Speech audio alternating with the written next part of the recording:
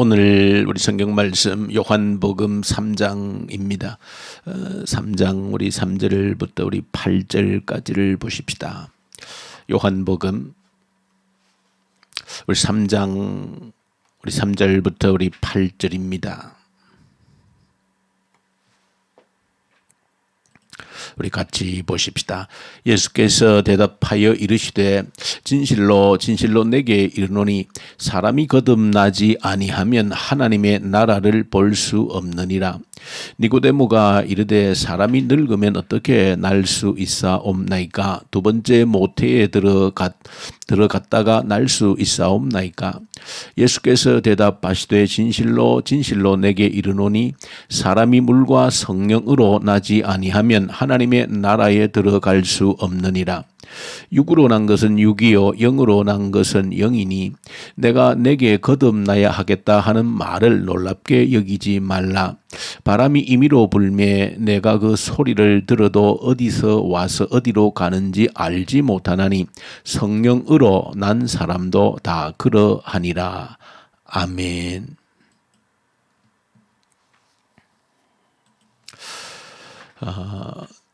요한복음 우리 3장은 니고데모와 예수님과의 대화를 기록하고 있습니다. 니고데모는 공회원이다. 또 유대인들 가운데 지도자 중의 한 사람이었습니다.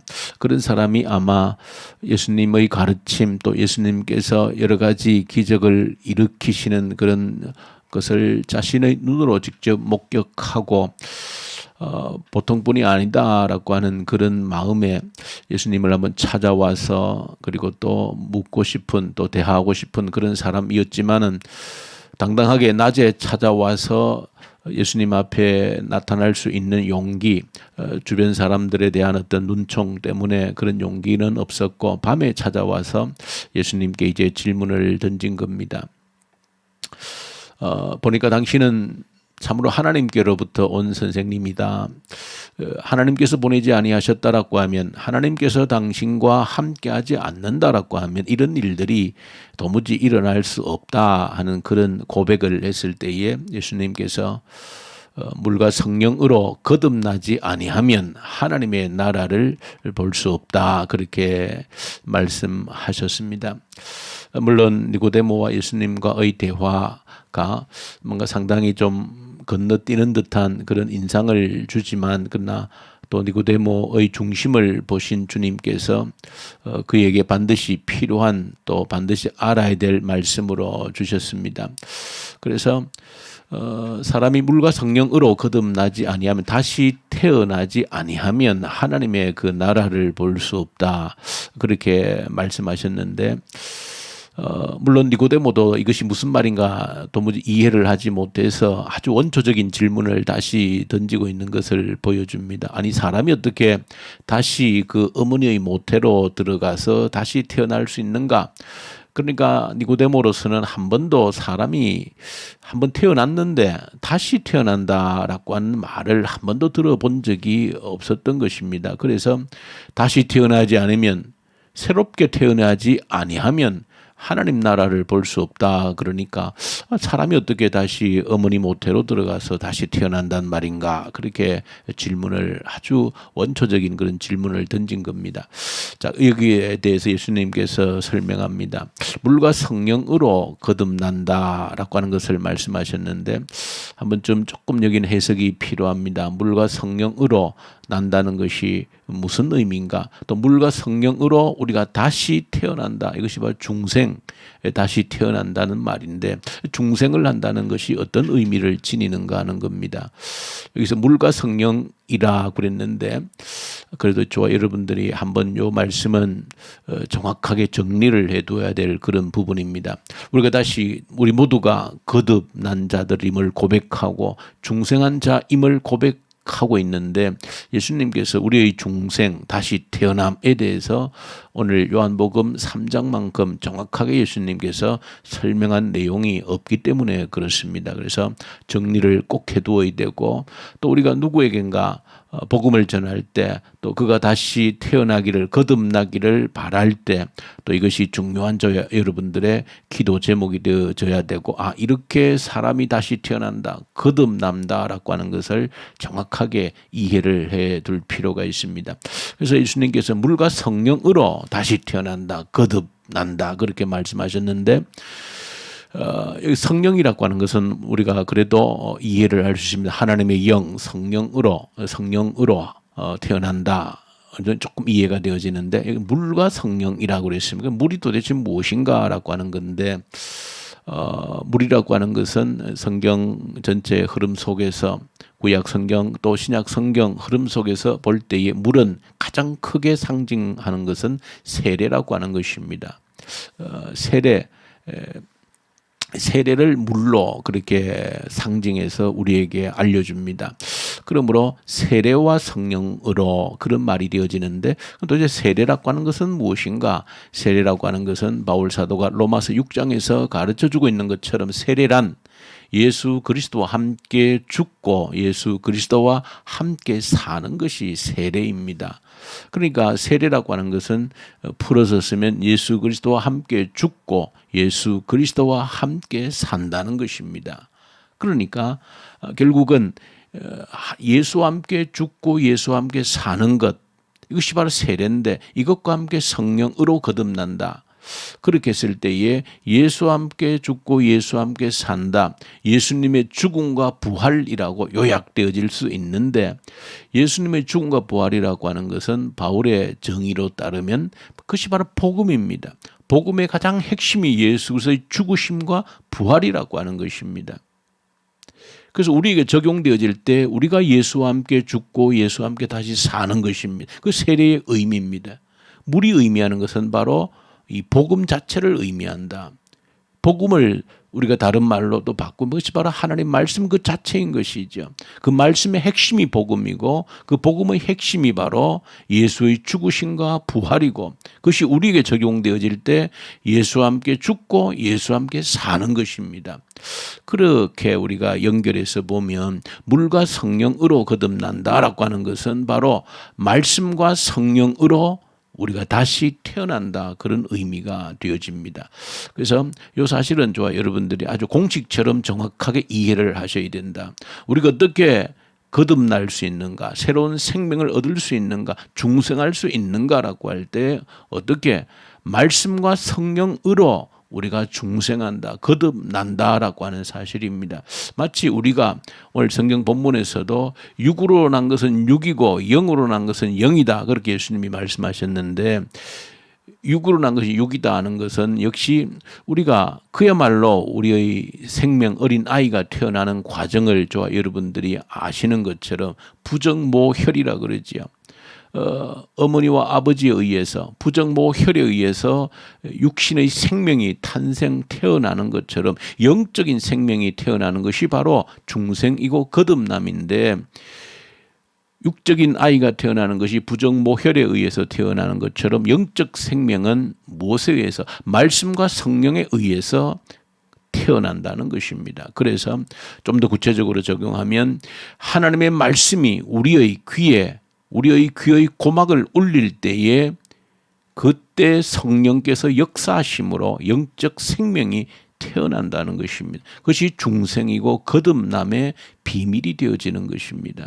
그래서 오늘 니고데모와 예수님과의 대화를 여러분들이 눈여겨보시면서 이 한 가지를 분명하게 여러분들이 정리를 해 두셔야 된다. 왜? 내가 영적 생명을 가지고 있다고 고백하고 거듭났음을 고백하고 중생했음을 고백하는 자들이기 때문에 이것이 어떤 과정인가? 바로 말씀과 성령으로 거듭나게 되어진 것이다. 말씀이 내게 들리워졌고 그 말씀이 내 고막을 울렸을 때에 성령께서 역사하심으로 우리가 생명을 얻게 되어진 것이다.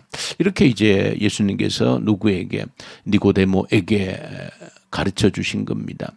그래도 아마 니고데모는 이것이 도무지 무슨 의미인지를 정확하게 이해를 하지를 못했을 때에 8절에 보시면 예수님께서 한 번 더 그렇게 비유로 설명합니다.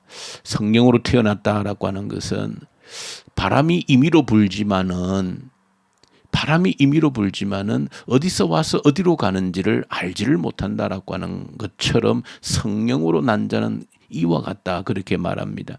그래서 저 여러분들이 우리가 이렇게 말씀과 성령으로 우리가 거듭난 생명, 영적 생명을 가지고 있는데 문제는 눈에 보이지 않고 손에 잡히지가 않는다는 것입니다.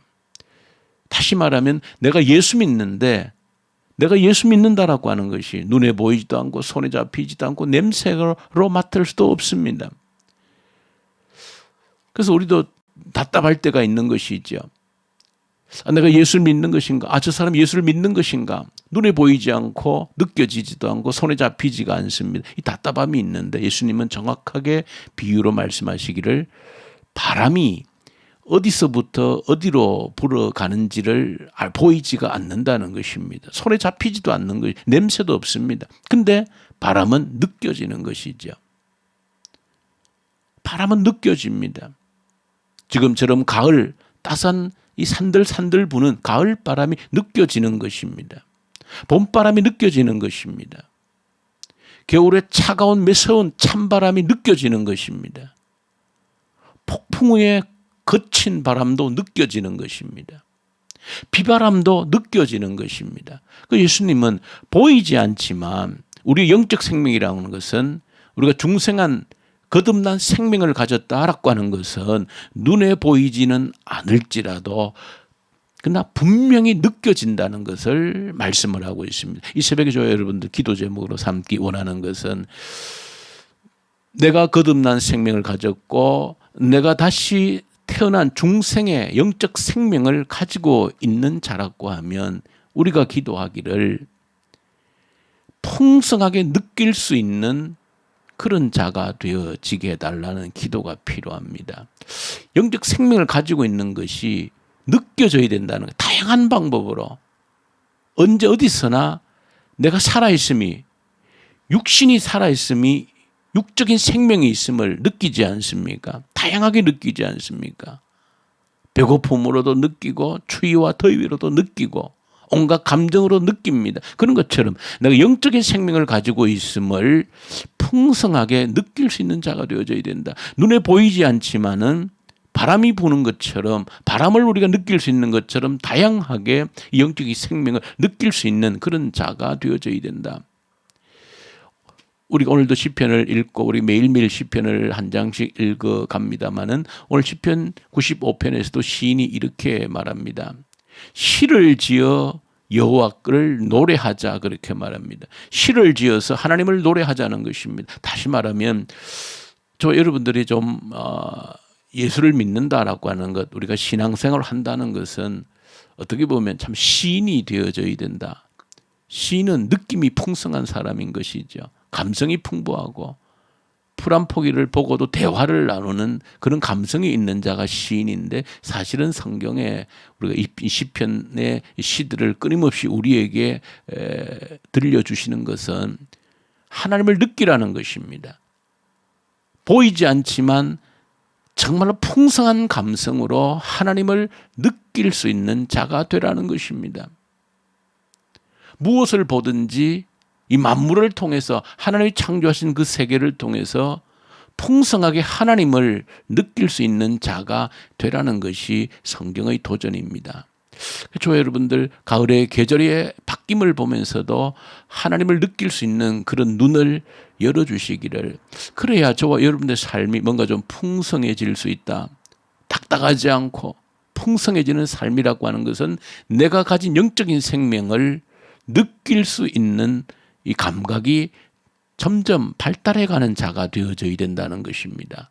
그래서 모든 하나님의 창조 세계를 보면서도 하나님을 느낄 수 있는 그런 감성이 풍부해지기를 저와 여러분들이 기도해야 되고, 풀 한 포기를 보더라도 들꽃을 한 송이 보더라도 하나님을 느낄 수 있는 감성이 풍부한 자가 되기를 기도하고, 그리고 우리가 고난을 통해서도 하나님을 느끼는 자가 되어질 수 있도록, 아무리 풍요로운 곳에서도 하나님을 느끼는 자가 되어질 수 있도록 저 여러분들이 그런 신앙의 눈에 보이지 않지만 영적 생명이라는 것이 냄새도 없고 손에 잡히지 않지만 바람처럼 미세하게 강하게 온갖 방법으로 하나님을 느낄 수 있는 그런 자가 되게 해주십시오.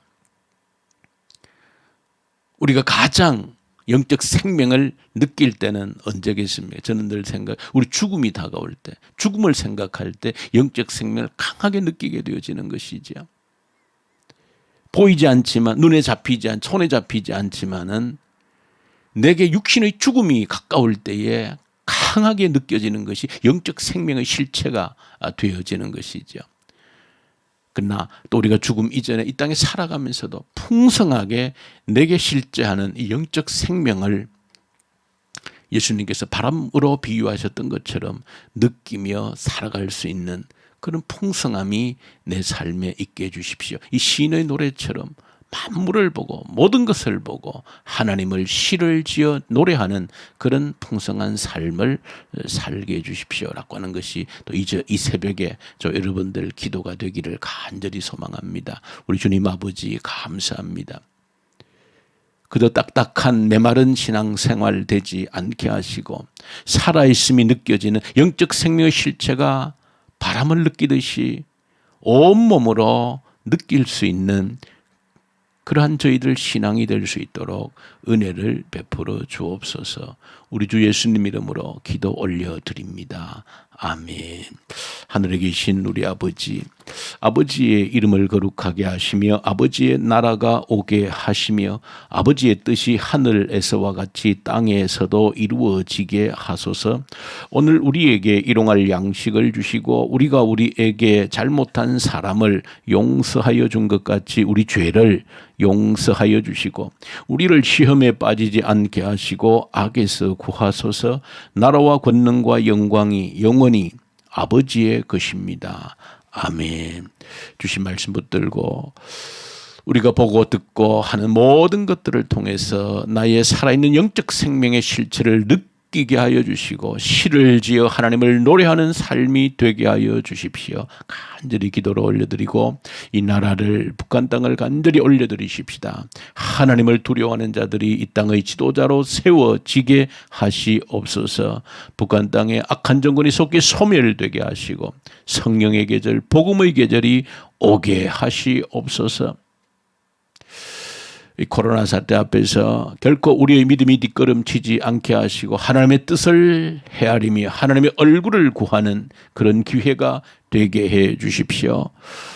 특별히 우리 교회를 위해서 기도할 때 우리 청년대학부 학생들 간절히 우리 주님께 올려드리십시다. 주의 청년들 말씀과 믿음의 뿌리를 내리게 하시고 마음껏 일할 수 있는 직장을 주시고 모든 시험 준비하는 우리 주의 청년들 지혜와 총명을 허락하여 주십시오. 해외에 있는 주의 자녀들을 붙드시고 군복 많은 자녀들을 붙들어 주시고 때가 되면 합당한 배필을 주셔서 아름다운 가정을 꾸릴 수 있는 우리 주의 자녀들이 되게 하여 주시옵소서. 위에서 간절히 우리 기도로 올려드리십시다. 선교사님들 말씀과 성령으로 이 새벽에도 충만케 하여 주십시오. 우리 동역하는 선교사님들 위해서 백마와 싸우는 우리 주의 성도들, 암으로 투병하는 주의 성도들 위해서 간절히 기도하고 또 특별히 어제 수술하신 우리 홍숙재 권사님 남편 우리 김성만 집사님 또 김영미 집사님 우리 아버지 온전히 회복되어지고 되어질 수 있도록 간절히 위해서 우리 기도로 올려드리십시다. 함께 우리 기도하십시다.